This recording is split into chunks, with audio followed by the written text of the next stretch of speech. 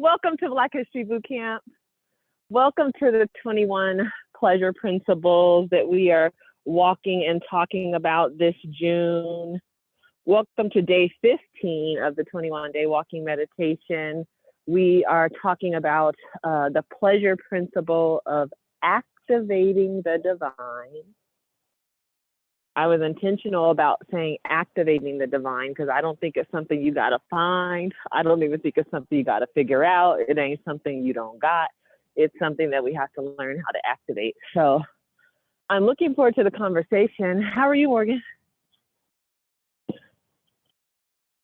Sorry, I'm taking a selfie. Sorry, I'm out of breath. No, I'm taking selfies. I'm in the Mile High City. I flew into Colorado as promised on yesterday's Bessie episode. Miss Bessie that inspired me to get up out here. You moving. This is real time. I'm in the Rocky Mountains. You know I'm out of breath. You know it's hard to walk at these altitudes. Yeah. But when I tell you, Vanessa, we can't let them listen. We gotta come back to Colorado. It's just beautiful here. It's right. Funny. And we can't get run out of the beautiful places. And we can't get run out of Colorado, the police be pulling us over, all kind of stuff. We come to the stress protest, but we microaggressions. Say no. We say no. We say no. It's so beautiful. I mean, this is God's country. These Rocky Mountains, these billowy clouds. It's like, let me describe it for the people.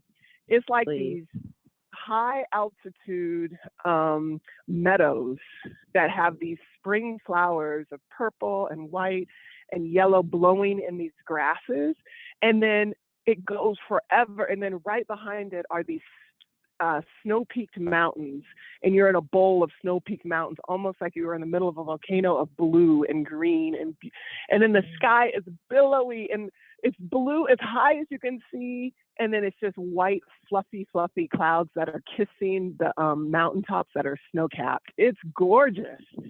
And it's the perfect, like 77. It's sunny. But yesterday, Vanessa, I didn't even call you. It was too late. My flight landed. I got me a rental car. I got to the budget. It was lightning so bad that I thought there was a light that was flickering. I was like, that's lightning? And then I could just see the lightning coming down into the parking lot. And they were like, excuse me, people, but we are not going to be in cars for a couple of minutes. Take cover. Yes, for a couple of minutes. We don't want our employees out there. The lightning's coming down there. Just wait here. We're sorry for the inconvenience. And I was like, oh, Lord Jesus. So I'm standing there. It's pouring and lightning and thunder. It's thundering, right? And I was just like, I think I got to go. I got to go for it. I'll get my car. So we wait there because I'm not too crazy. I wait for the thunder to go a little bit further away, and I could see the lightning on the other side of the parking lot. And me and this guy from England looked at each other. He said, where your car parked? I said, D. He said, me too. He's like, you want to run together? I was like, let's go. We ran over there. I was drenched. And then I went in Sweet Talk, talking about Oshun energy. I done went in Sweet Talk to man that budget to upgrade me from that little car that Siobhan, my assistant, that gave me that little car. You know what I'm saying? That little car to the mountains. And he gave me a Tacoma truck, which is Vesey Stringfield Energy. It's a pickup truck. Yes. It's going to be so perfect for you. It's so perfect. So I was rolling to the hotel last night, and it started hailing. It was crazy, but it felt like the beginning of a good adventure and a cleansing moment in my life. And today couldn't be more beautiful. I'll post a picture on Instagram. It's so beautiful. Oh, please do. Yeah, it's overcast here and a little bit sprinkly, but I also thought it was Oshun energy because those of you, I haven't even started the story of Oshun, but she's a deity and a goddess from the Yoruba religion of West Africa, and she's the river goddess. You know, she represents that. And so the water and she represents a bunch of other stuff too, but the water and the cleansing, it feels apropos for these conversations. And I'm so happy you're in Colorado and that we get to follow along in your journey. Yeah, I'm excited. I'm headed to Aspen, which is supposed to be the most beautiful place in Colorado for sure. And I've never been there before, so I'm super excited, y'all. I'm super excited. Oh, well, look. And I'm glad that people, especially the Black women in our community, really feel like you are walking with us. Because look, I'm out here in the park. I'm really walking. We are really walking. And that feeling I can't wait to is the feeling of activation and creation in the world. When you can't wait for something good, it's like her energy and intention means that this conversation can't even go anywhere but good, because there are so many women who came here looking forward to this, just like I was looking forward to it. And so it's like, that's where creation comes from. So I'm really grateful for these conversations. It and that happens is to be energy. It's leaning in. It's leaning in. It's rushing water. It's going with the flow. It's knowing you have a destination. Knowing you have. It is Oshun energy. It's so exciting. I'm excited to hear about this. You know, I know a lot, so I'm gonna go on mute. Look, I don't even know a lot is the first thing you need to know. And I studied a lot for this conversation. And my takeaway, y'all, was I don't need to do the most here. That part of the lesson of Oshun and the divine feminine is to find harmony, to find peace, to tap into the balance, and to let it flow. So I'm gonna share a little bit about Oshun, and then, the rain just hit me on my face. And then we're gonna actually have a 9-minute walking meditation where we just lean into the lessons that we've already learned. We lean into the example of Oshun, and we're going to have the 9-minute meditation today on the Oshun conversation, not just because she calls in divine feminine energy, but because it's Octavia Butler's birthday today. And I didn't even realize it was Octavia Butler's birthday that would be today to fall on the day we're doing Oshun. But when we talk about two figures who are mythical and who have taught us about the power of creation and the power of Black girl magic in so many ways, Octavia Butler, and we covered her on the Cosmonauts series. If you go to blackhistorybootcamp.com, you can find that episode on Octavia Butler. But it's her birthday today, and so it just all came together.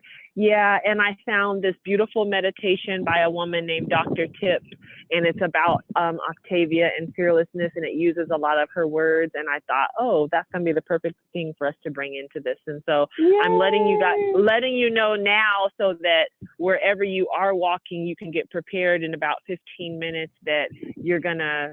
Maybe you need to stop and even pull over. Maybe you're one of those people who's like, oh, I love to listen, but I'm not walking. But this will be an opportunity for you to get still in your car, at work, if you're walking, wherever you're listening, and just really take some self-love for yourself, because that's what meditation is, self-love for yourself. Thank you for that, Vanessa. Vanessa, can I give a note? You know how like you watch a fitness class and then you have like Coach Cass in the front going hard, and then you got somebody in the back, Mama Kukua doing the modified. I want to do the modified Oshun for the Church of God in Christ. I want to give one asterisk as we have this conversation, because I don't want people to close off when you say she's a goddess of Yoruba religion. I don't want people to close off. And I want people to imagine, first of all, religion is such, it really is a Western concept. I want you to imagine Yoruba culture as in how we cultivate life, the tools we use to navigate our existence. So it really is more culture that has evolved into a very clear religion. So you're right about that, Vanessa, but I want to maybe ask people to be spacious about that. And then the way we talk about Mother Earth without blinking our eyes and be like, because, we got to protect Mother Earth. That is the same level of expansiveness. Sorry, I'm near the airport. Hold on. Mm-hmm.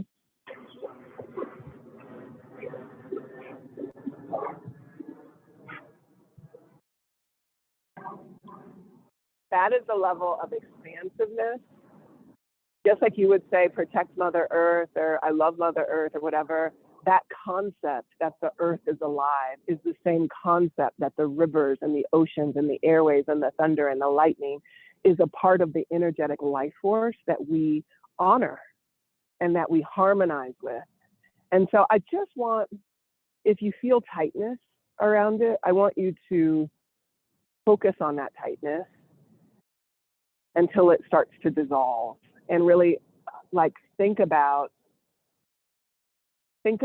if you were born, 1,000 years ago in Benin or in Cameroon or in northern Nigeria or in Ghana, and you had never heard of anything Western, and all you did was pay reverence to the ground that held you, to the sky above, to the rain that comes, the water, the food. You paid reverence to it. So I just wanted to give that caveat as we start to talk about it, because I want to go deep and I don't want to apologize for anything, but I want to bring as many people along as possible. I totally appreciate that. And in fact, I think it's a good place to start the conversation, because I actually want to start with the concept of divine feminine even before we get into Oshun. I want to talk about it because exactly what you just said. First of all, I want to say that divine feminine, when I'm speaking about it, is not about femininity in the way that we have approached it through colonialism and gender. So, and that approach has been to routinely devalue the feminine and indigenous belief systems in matrilineal societies intentionally. And it also means that certain clothes, music, makeup has been gendered in a way that has often diminished a lot of the masculine power that women have. And one of the most important things to take away from this conversation for me is that we carry both divine feminine energy, masculine energy, and it is how we access both, how we live in harmony with both. And a lot of people who believe in the Orishas, who are not Yoruba, who are looking for more African traditional spirituality, they're doing it in part because they want to reclaim the historical narrative. And they want to reclaim the historical narrative that was, in most ancient societies, actually uplifted Black women really as a deity, really celebrated Black women for being the creators. And so much of that was away from spirituality intentionally when spirituality was connected to capitalism. And that's when Black women's bodies could no longer be seen as divine or deity. They needed to be seen as just sources of labor and exploitation. And so it was a stripping away of so much of what traditional indigenous and African cultures, Native American cultures, where feminine just runs through so much of what they believe. And so I like to think of this as a reunification even, and a reorientation to what so many people have really believed. And I also want to activate the divine feminine, because we can't have this conversation, Morgan, without acknowledging that, wow, Black women are really expected and have been expected culturally to be strong. And that, for us, that has meant showing no emotion, being able to handle what comes our way, supporting our friends and family, no matter what. These attributes have been celebrated almost to the exclusivity of other parts of us. And it has caused many of us to have to show up in ways that don't always feel soft, don't always feel like we can nurture ourselves, don't always feel like it is a safe space. And even in us saying that we now want to activate that divine, it is acknowledging that it is sacred, it is inside of us, and regardless of the harshness of the world around us, that we have the ability and the right to live in different ways that don't just demand of us, demand of us, demand of us. And in fact, masculine and feminine energy elements are, man, Morgan, there's so many people who talk about just in the right moments, in the right times, you can summon whatever you need when you are in harmony with yourself. And we've talked about being in harmony with yourself in so different ways on this series, but specifically, it's really about being in harmony with yourself. Many people, when they describe the, yeah, go ahead. I think that's true. And I think often we conflate masculinity and femininity with sexuality. And I think that really is a mistake. And it is not, it's so interesting. There's so many things what you said that I just wanted to comment on. Yeah. That the first time when I moved to Ghana, I noticed that when I walked, men lowered their eyes when I came. And it didn't feel like, it felt like reverence. It felt like a reverence. And then like, there are things that like, when I'm at the airport, remember I told you I was in LA and didn't nobody on my bags, and I was like, I guess I'm not in Africa no more. Because men are just in reverence to this female body in this beautiful way that feels cultural and historic. But then at the same time, the most muscle bound, trust me, fine. dancers, men who will be doing cultural dance, will go and put on like a grass skirt, and then they will do the feminine part of the dance. And there's no question around their sexuality. There's not even it's not even a conversation of if, when, why, where. It isn't related or correlated at all. It is a summoning or an activation of what is full and complete in the story. And how do we tell the full and complete story, the yin and the yang? If you're talking about Asian culture, you know, this kind of masculine, this push pull, this balance, this, you know, equanimity is the word. This equanimity, this kind of elevation that requires you to have the hard and the soft. It really is an enlightenment, and our people have gotten there. Our culture has gotten there, and so you're right. It got really like God, I just got a bad taste in my mouth. It really was exploited through not only just the slave trade, but the commodification of bodies, of actual Black bodies. It really did get exploited. So I'm excited about that frame that you gave, Vanessa. Thank you so much. It's something for me to think about. And I even like how the bullets that you put under masculine of feeling like you have to show up, take care, be strong, not, you know, all these sorts of things. And it now defines Black womanhood in ways that I'm uncomfortable with. That's right. And first of all, when you said the story about the man in the skirt, it reminded me of an amazing rendezvous I had with this fine Welsh guy and the kilt, y'all. So, you know, yeah, it's like, I never heard about no Welsh kilt. I know you ain't. I know, but it was worth telling. It was a secret worth keeping, but it's out today. It reminded me of that. And then a couple of things you said, actually, and I want to offer this even, and I read this and I thought it was really clarifying for me. One is that most indigenous people have like a common concept of when they're talking about masculine energy, it often is associated with what people call above. And that's things like heaven, fire, hunting, and planting. And then feminine energies are often associated with what people call below. That's earth, water, harvesting, gathering, and creation. And people are clear to say that it's especially not divine feminine energy, is especially not about being submissive or minimizing your power to make others comfortable. It's actually about understanding like how you bring voice to the table, how you advocate for yourself in really powerful ways. And then these qualities, and I'm gonna read them so that we can do a self-check of ourselves, just to say, when you are in harmony with your divine feminine, they say that one, you will feel nurturing, and they defined nurturing as a source of uncomplicated tenderness, affection, and mothering, even towards oneself. So you will feel that when you're in harmony with your divine feminine. You will feel abundance. That's the ability to freely give and nourish without any expectations that anything given or lost needs to even be returned, which is really powerful to think about. And then there's intuition. When you're in harmony with your divine feminine, you have a real form of insight, inner wisdom, and the ability to create. And then there's beauty, which is like you are accepting of beauty in every form, hue, and shape. There's peace when you're in connection with it, which is the impulse to live in harmony with others as a family. And then there's self-love and self-care. And something you said, there's lastly the understanding of the difference between sexual and sensual, and between love and lust. And women who harness their divine feminine are able to move through those qualities and attributes in really affirmative and positive ways.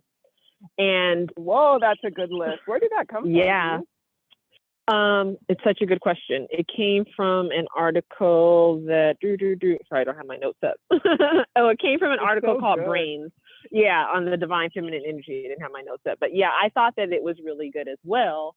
And something really powerful. Whoa, so let me tell a little. I need that audit every day. It's so good. Yeah, I did too. It's so good. High level, what are they again?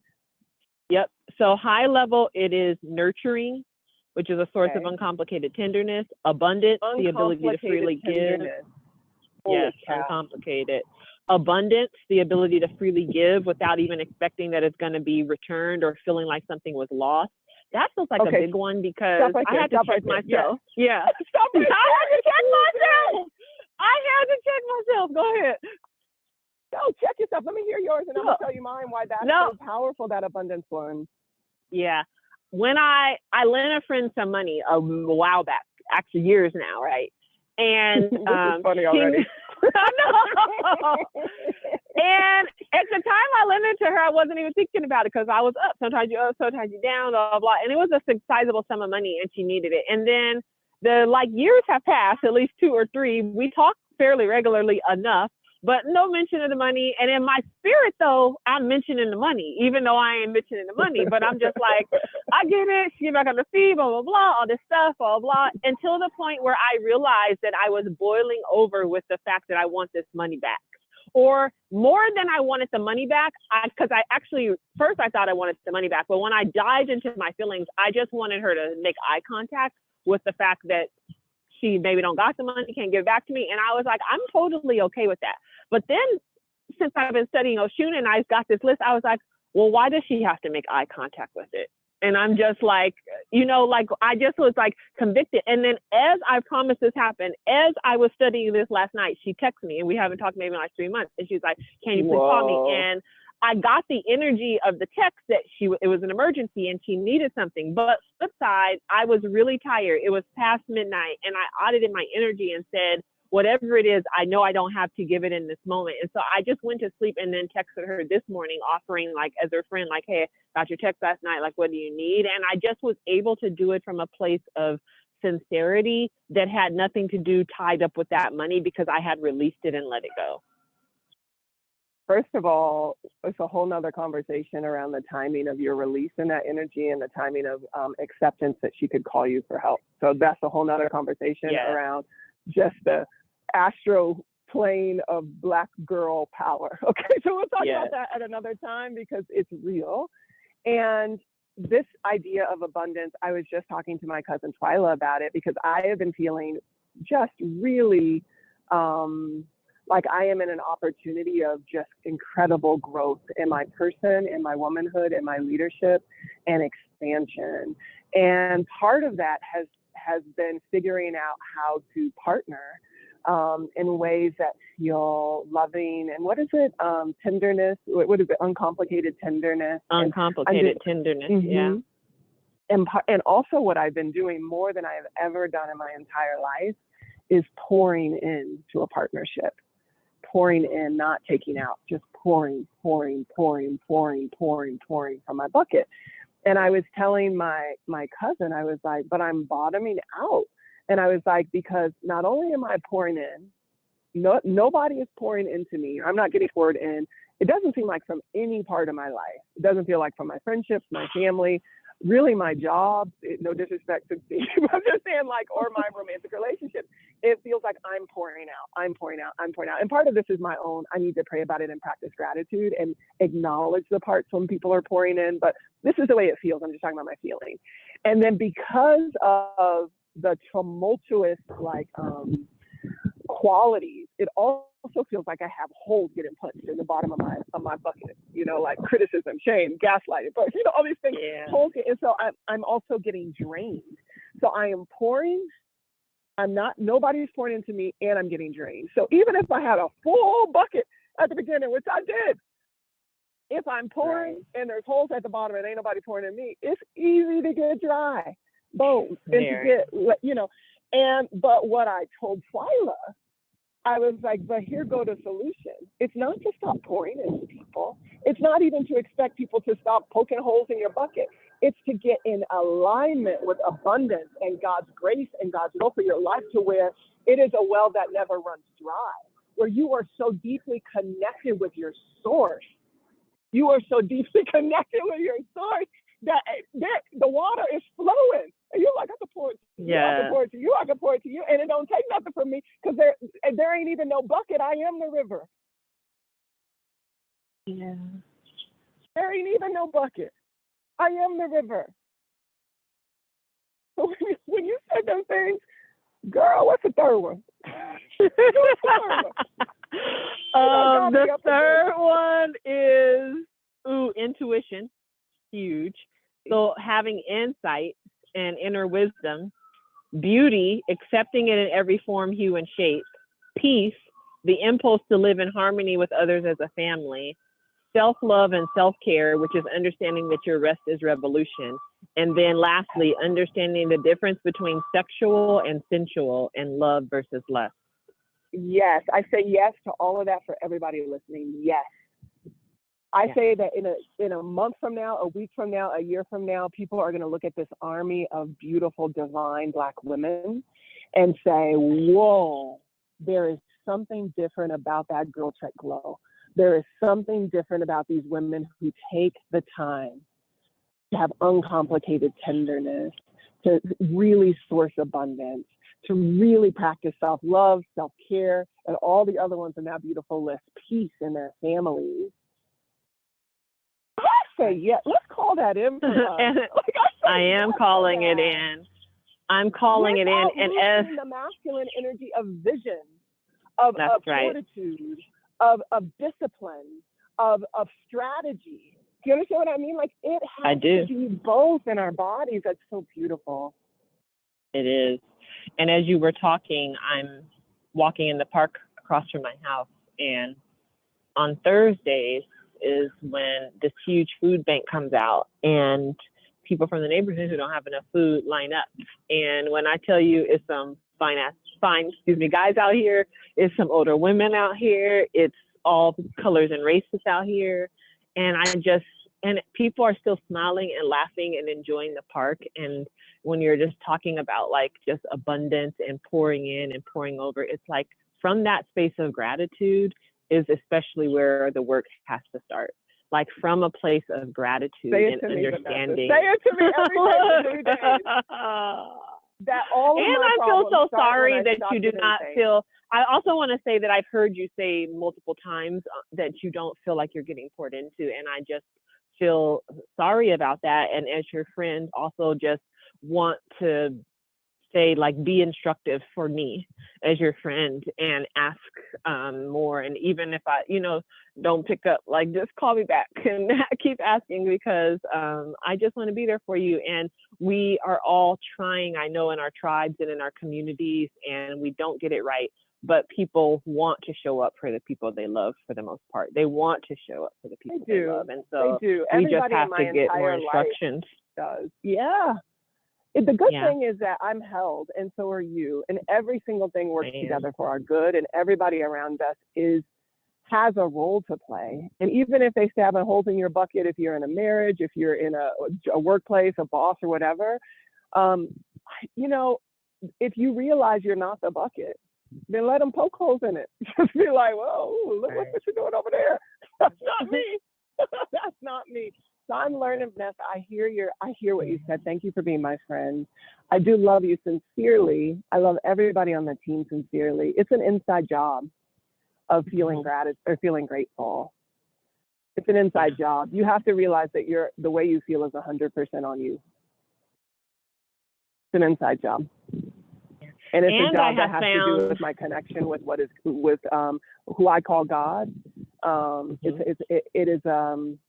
There's nobody who can make me feel loved in the way that I feel when I am standing still here in Colorado and actually feeling the breeze on my back. Right. Actually feeling the air, feeling the sun on my skin.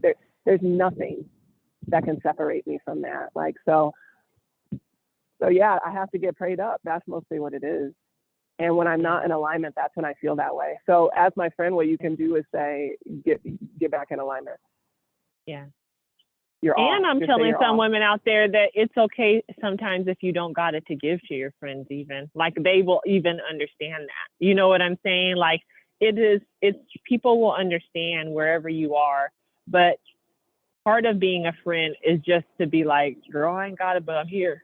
Like, part of it is just to bear witness, to be in community, to just so that people don't feel alone. And it's like that doesn't require as much as we think it does sometimes. And so, but also just looking, aloneness is a myth. It's a myth, aloneness.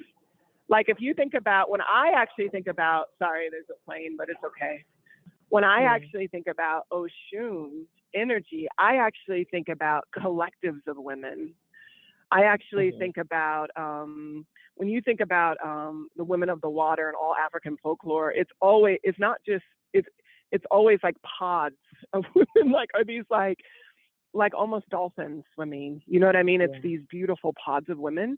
And I am reminded here, Vanessa, particularly, we teach this at our leadership trainings up in the Rocky Mountains and at the stress protests, that the biggest living organism on earth are the aspen trees here across Colorado and into Utah. And the reason they're the biggest organism is because they look separate, but right under the ground, their root systems are connected. And that's how I feel with you. So there's no way you can't support me because you are me. There's no way the women on this line can't be rooting for us because they are us. And they're rooting for us because they're rooting for themselves. And so so the more I realize that is like, there is no concretation of self. There is no edges. And so when there is nobody whose eyes you can look into who God don't love. And so you have to love that person as if it is yourself. And it is. So I need you to love me the way that you love yourself. And I need to love you the way that I love myself. And if we can do, but I have to love myself well. So I can't expect from you to love me better than I'm loving me. You understand what I mean? So that's part of it, is that. And I've had to check myself around that. I was like, oh, you just out here really just pouring it on for as my grandma will say, Tom, Dick, and Harry. And then all of a sudden you ain't pouring it on. I have been in a season of just like, wow, like talk about shadow work, and just, you cannot heal things that you can't face or confront. And a big part of like, even talking about divine feminine energy and masculine energy is the courage to confront yourself and to just grapple with yourself. And like you said, to take agency over your own healing and your own happiness and your own love. But that goes back to that Tony K. Barr episode where it's like, we can't cooperate with grief, or we can't commiserate with our understandings of like what we think is wrong. And when I tell you, I was just telling one of my other girlfriends, I was like, girl, it just feels so good sometimes to just like stay in this attitude.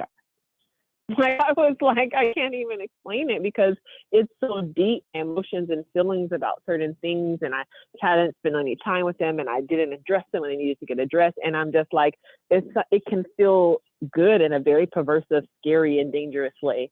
And we have to be wary of that, because for me, that's the enemy. And I'm like, ooh, the enemy is a trickster. Because the root of it is fear. The root of it is not love. Yes, that's when you know it's the enemy. Right. When you are fighting back and you are clapping back and you are responding, or you are cleverly like destroying like I did at the bank yesterday. Yo, I had a moment at the bank where I had to look down and see if I had my GirlTREK shirt on.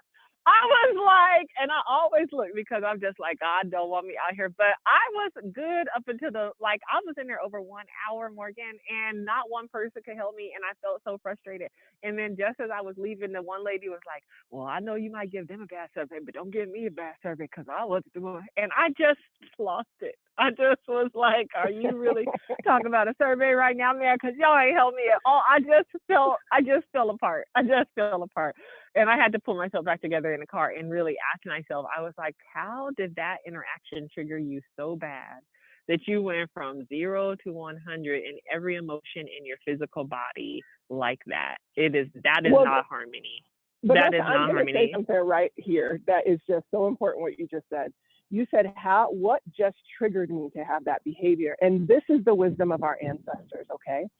Because whatever, we're talking about fear and we talk about the enemy. That's what we just talked about, right? And you said, what triggered me to be out of alignment with my true self, or my Oshun, or my whatever, the flow, the divine, the foundational, right? Here's what's so genius about African culture is that when they talk about the enemy, they don't talk about the enemy as being some like scary, red jumpsuit devil. They talk about the enemy as in Elegua, his name is Elegua, who's the trickster, who triggers you, who tries to trick you into stuff like that. It's a trickster, but you always have the power. That's right. To not bite the hook, to not get triggered, to not go into that phase. Timothy says, don't bite the hook. If somebody's trying to pull you, don't bite it. Don't bite that hook, and don't get pulled like a fish. Don't get triggered. Right. And that is the enlightenment. How do you stay so grounded that the daggers are coming and they're falling at your feet? That the hooks is all around and you ain't biting none of the hooks. I forgot that one when I was in a bank. I was watching, I forgot that part. But that's when you talk about the Orisha, and it's Orisha for people who never heard the word Orisha, which are all of the different kind of pantheon of powers in the world that West African our people believed in, everything from the rushing rivers to the thunder, all this stuff, this pantheon of power. Elegua is one of them, and it is the confrontation of choice. That is the power. He's the confrontation of choice. So this is where Western people got it wrong. When people said Western, when Western and particularly white Eurocentric religions confronted Black people and they said that they were doing devil worship, this was where they got it wrong, because ceremonies always start with, you have the power to choose. And so it is almost like a playful energy where Elegua comes in, he has on red and black, he comes in and he has like this little dance where his elbows are coming up. He comes in and he got some rum and he be trying to go right over and pour it in your mouth and you go, no. He's trying to pour it in your mouth and people go, no. It's like a game, right? And he comes in and then they banish him. Get on out. And then they start with Elegua, or they start with like, Yemaya, Asesu, Yemaya. Yemaya, oh, Yemaya. You know, and then they start, and that's Yemaya, who is the life force, the ocean, right? And then you talk about Oya or Shango or all these different people, and it is just a celebration of life and bounty and harvest. But it starts with you making a choice to do what's right. That's right. Ooh, I love that history lesson. Thank you. Thank you for that. And thank you for breaking down to people what the Orishas are. There are Orishas that people believe in that come from their own bloodline and their own ancestral line, where they build altars to them and continue to honor and respect and ask for guidance from them, even once they've transcended to the afterlife. There are Orishas that are believed to be mythical, that descended straight from God and straight from heavens down to the earth. There are a hybrid of folks who they believed were mortal, actually like Oshun, and then who came down and then became deity. And then there are the natural elements. And it is a combination of all of those things, and really just seeing the divinity in those things that we are talking about today.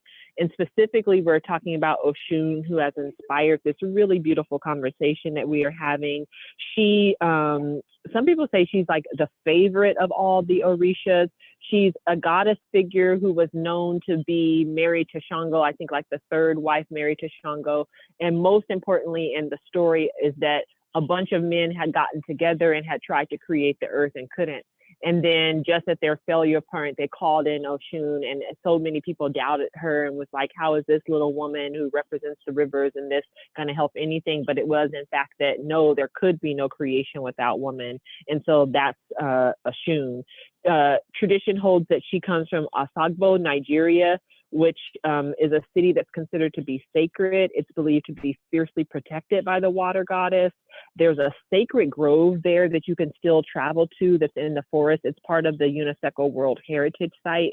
Every single year there, people still pilgrimage from all over for the Oshun festival, where they honor a lot of the deities, but especially Oshun, and honor her on the river. Morgan, she's so adored, and she's considered to be the goddess of love, of beauty, of fertility. She exudes sensuality, and she has the qualities that they say of fresh flowing river water. And people say that she is a teacher, so that when you call on her, she's a teacher of both magic and mysticism, and that she's a granter of wishes of your heart's desires. There are some people who say, by the way, that beneath her charm and beauty, that there was always a sadness related to her because she was heartbroken that she couldn't find the love of someone who could love her in the way she has the abundance to love people back. And that kind of just stood out to me, that one thing, because I think there are so many women who are trying to like navigate that space right now. This is related to actually Beyonce. Can I say that these are dynamics that we live every day today, and part of this is narrative and mythology to be able to explain the dynamics that come from creation, right? Right. So there's a major creator in Yoruba religion. So this is not. There is a major creator, right? And then yes, there is a major. Yes. There are all these other like ideas and mythologies. And so one of the things about Oshun was married to Shango, but Shango was also married to Oya, and Oya is the exact opposite of Oshun. And so you and I used to be archetypes of Oshun and Oya, and we're no longer that because we found our balance where you have a lot of really great power that you're starting to cultivate in different ways, and me too. And so we're not, and that is the point. The point is to use these stories to say, here is kind of Oshun from the balcony, but then here's her shadow side that she also gives away too much and then becomes weak and then like is not able to. And the same thing with here's Oya, here's where she's powerful, but then here's where her destruction is.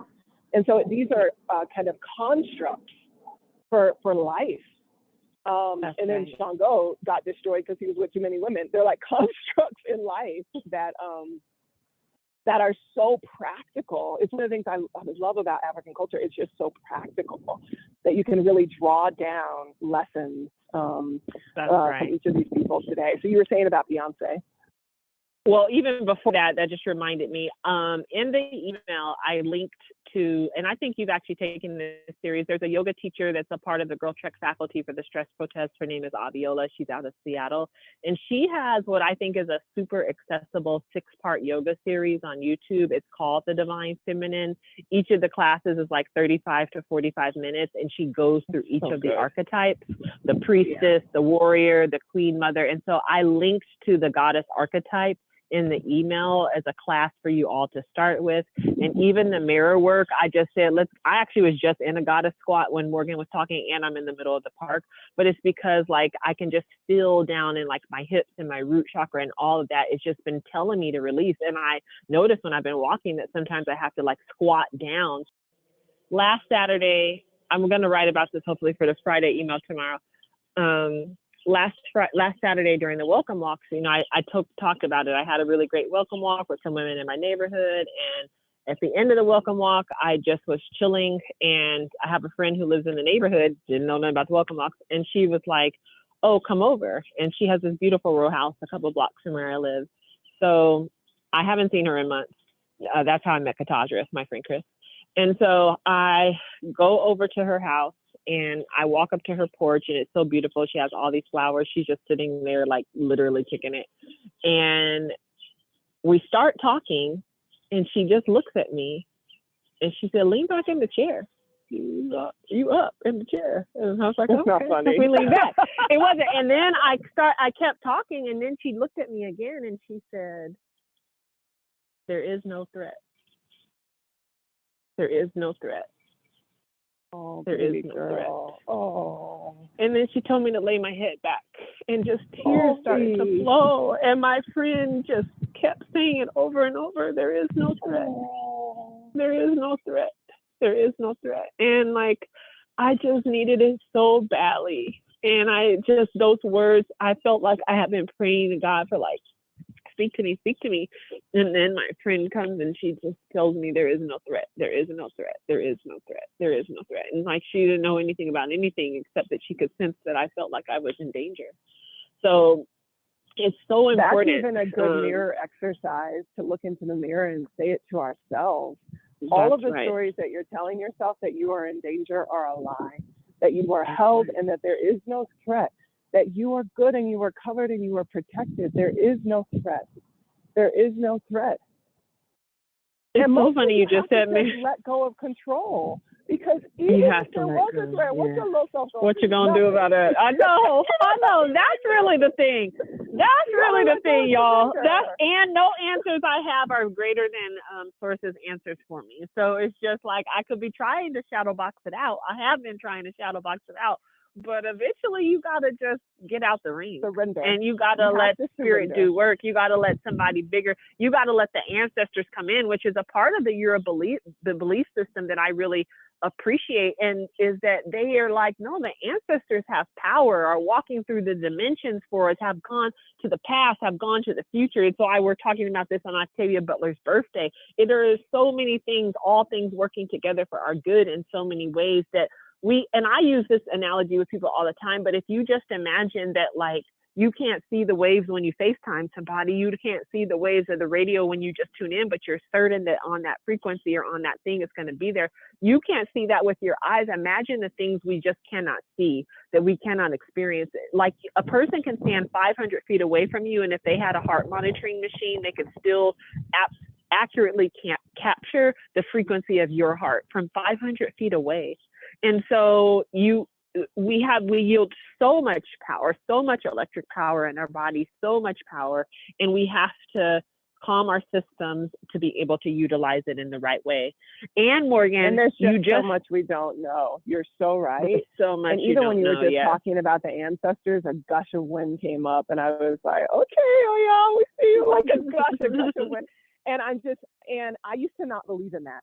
I used to believe in it in like a fairy tale kind of storybook way, like the ancestors are there, like kind of Black Panther. But like, I actually know it to be true now, that I lost my Uncle James. And remember, I had a dream, and he was like Obatala, which is one of it's like the iron worker Orisha. He was like Obatala. He was so strong in my dream. And it was the day there was a takedown, y'all. There was a takedown of me and Vanessa personally. And my uncle came into my dream, and he cut a snake right in front of me in my dream. Ka-ka! And then I woke up, and I was like, that was weird, Uncle James. The whole day unfolded. And then I was like talking to our board chair after, and I was like, I had this dream this morning. She was like, this morning? I was like, yeah, before all of this happened. And I said, so I wasn't even scared. And so I'm telling you, I actually literally believe that the ancestors are in a domain and got us. And that you put good in the world, and good comes smashing back at you like a wave, like yemaya, like it is just power, like kaka, like they're coming back at you. You put it out there, it comes back at you. I believe it. And when it's your time, it's your time. You don't have no control over that. So you might as well surrender and not get broken by trying to hold on to the different life forces and winds and weather. Don't try to muscle through that. Surrender it. Right. We're learning here today. This is we are learning here today. We're learning. We are. And you mentioned two things, Yemaya, and you mentioned a mirror. And that actually all does bring me to Beyonce. One, starting with her Lemonade album, she herself started to lean heavily on a lot of like Yoruba and Orisha like imagery. And in fact, in Lemonade and Sorry, when she's going sorry and she has the yellow dress on, most people think that was Yemaya, that she was channeling through that. And with Oshun in particular, they all had different colors. Yeah. They all had different colors. Yeah. And Oshun, a lot of people wear red and they wear gold, and she loves honey and she loves cinnamon and sunflowers, and she carries a lot of tools. And one of the tools they say she carries is a mirror. And it was said that, like, in folklore, a lot of people thought that the mirror was associated with vanity and beauty, but that in fact, actually, it's her most powerful tool, and that she carries it so that we can hold it up to our face, so that we can do the difficult work of seeing ourselves. And that's important because we just played Brown Skin Girl on the Naomi Sims episode. And if you recall in that video, first of all, she's bedecked down in her yellow. She's right near the river in the video. And this might be the most important part. And she's holding up like the big mirror of like, see us in Black Parade. That's what that is. It is a mirror so that the Black girls, and that imagery was so intentional, especially on a continent that is now getting swept away by skin bleaching and taken away from like the enlightening and like all of the messaging and imagery there. She said she was super intentional about the creative she brought on to this project. And that was intentionality on Beyonce's part. She was holding a mirror up to all of our faces and saying, brown skin girl, your best thing in the world. And that was Oshun holding up that mirror for us.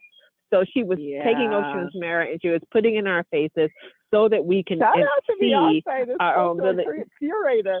Come on, Beyonce. Yes. Also, Lemonade was also the Lemonade video was also an honoring of Daughters of the Dust, which is came from the community that I'm living in South Carolina, the Gullah Geechee community. And so she took lots of creative notes from the film Daughters of the Dust. What's her name? Stacey. That's such a good question. Stacey Dash.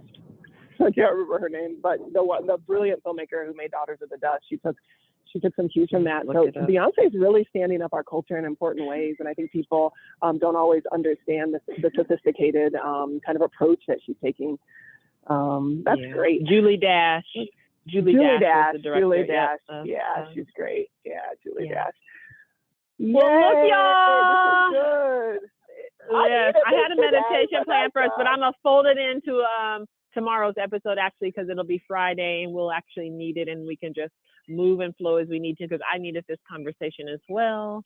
And I hope I did Oshun proud. Isn't it? It's 9 minutes. It's okay. It's okay. Okay, good. Okay, yeah, we need it. Yes. Okay. I did think it was really good for this conversation, even. Yeah. If people need to let's drop go off, ahead. they can. Yeah. You can drop off, but it's not. It's actually it's 8 minutes and 15 seconds. It's a walking meditation. At the beginning, she tells you to close your eyes. Obviously, please practice safety. I'm personally walking, so instead of closing my eyes, I'm going to intentionally keep them open so that I can experience the detail of everything around me while I'm doing this as a walking meditation. So get in a comfortable space. I love that. Are you going to close us out after, Vanessa, and then maybe we can just play Parade to end? Or should we go out on? I got good. I got even parade lined up, everything. So we'll do all of that. So let's call in this meditation and just honor all of the learnings that we've had. Great. Greetings. This week's meditation is dedicated to Octavia Butler. More information about her texts used in the recording of this meditation are listed in the video's description. Make sure you subscribe to this page to get future meditations when they appear weekly. Find a comfortable space and position your body. Make sure you're comfortable and relaxed.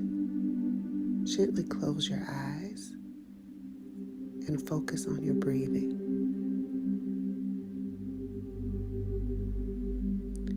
Release any of the discomforts you have experienced throughout this day and give thanks and gratitude for yourself, just being here. The world is full of painful stories. Sometimes it seems as though there aren't any other kind. I know that you are here because you have experienced your own painful stories, frightening stories, disappointing stories. But you're also here because you are determined not to let those stories scare you into inaction. You have accepted your fear, but you have also elected to move beyond it to a place of fearlessness. That's where we will go now. You're ready to move to this place of fearlessness because you understand that it is better to stay alive, at least while there's a chance to get free. You know that to rise from its own ashes, a phoenix must first burn. But love quiets fear. The child in each of us knows paradise. Paradise is one's own pace, one's own people, one's own world. But it's not enough to just know that. Knowing and using knowledge aren't the same thing. There is no power in having strength and brains and just waiting on God to fix things for you. Do what you know how to do, and what you don't yet know how to do, learn.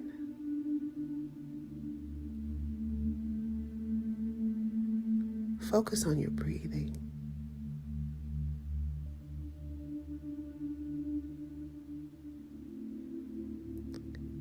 Give thanks for your capacity to learn. To survive, let the past teach you. Let it inspire you. For freedom is dangerous, but it's precious too. Rest in knowing. Find confidence and courage in knowing that all that you touch, you change. All that you change, changes you. God is change. And so it stands to reason that if you can do all of this changing, then you've been divinely made to change the effects of your fear from stagnation to inspiration. See a bright golden light shining down and enveloping your body. Feel its warmth. It's full of the knowing that you can create your own reality. There is nothing new under the sun, but there are new suns, and you can choose your new sun. A new day that shines brightly as this golden light upon your budding fearlessness.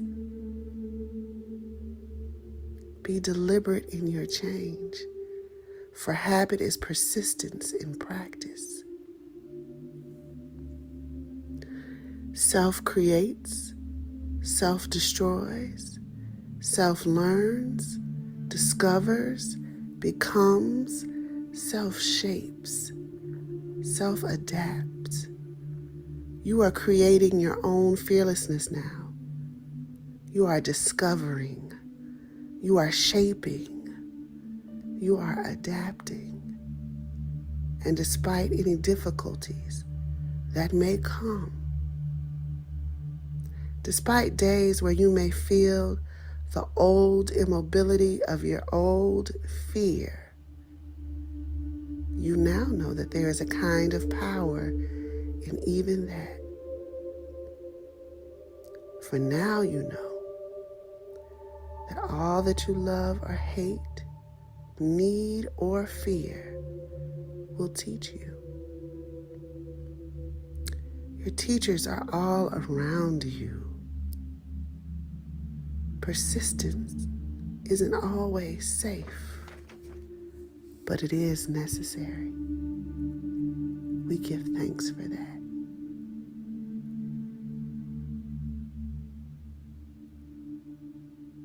Focus on the budding fearlessness in the center of your soul. See it expanding. See it growing.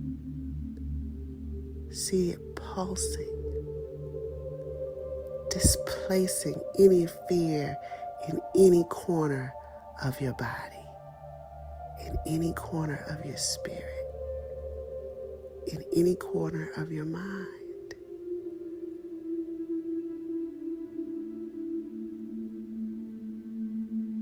As we come to the end of this meditation, know that the fearlessness will continue to come, but that you now have the light within to fight it. Of that, be sure.